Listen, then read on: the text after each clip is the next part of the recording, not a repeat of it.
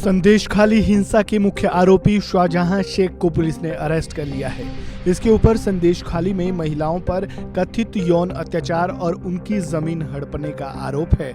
ED की team पर हुए हमले के बाद से ये फरार चल रहा था और आखिरकार 55 दिनों बाद पुलिस ने इसे गिरफ्तार कर लिया।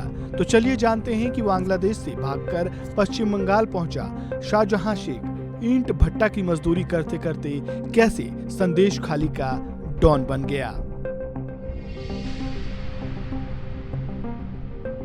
शाहजहां शेख ये वो नाम है जो पश्चिम बंगाल के संदेश खाली में इन दिनों आतंक का पर्याय बन चुका है। सालों पहले ही शाहजहां शेख बांग्लादेश से भागकर पश्चिम बंगाल आ गया था। मीडिया रिपोर्ट्स के मुताबिक उसने सबसे पहले खेतों और ईंट भट्टों में काम करना शुरू किया और इसके बाद साल 2002 में शेख ने ईंट भट्टों में काम करने वाले मजदूरों का यूनियन बनाया। इस समय राज्य में माकपा की सरकार थी। यूनियन बनाने के बाद शाहजहां की नजदीकियां माकपा से बढ़ी और फिर इसने राजनीति की ओर कदम बढ़ाया और यहीं से इसकी दबंगई शुरू हुई। दरअसल ये झींगा मछली के पालन का काम भी करता था।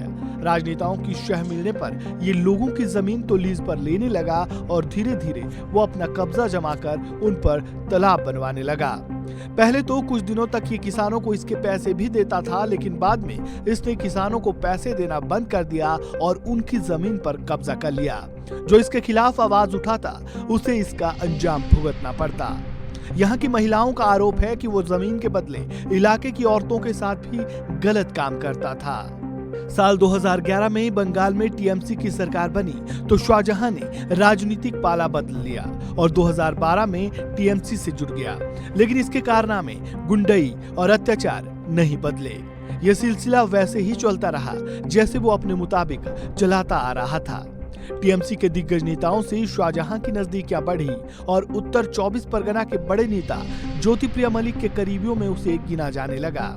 देखते ही देखते ये अकूत संपत्ति का वारिस बन गया।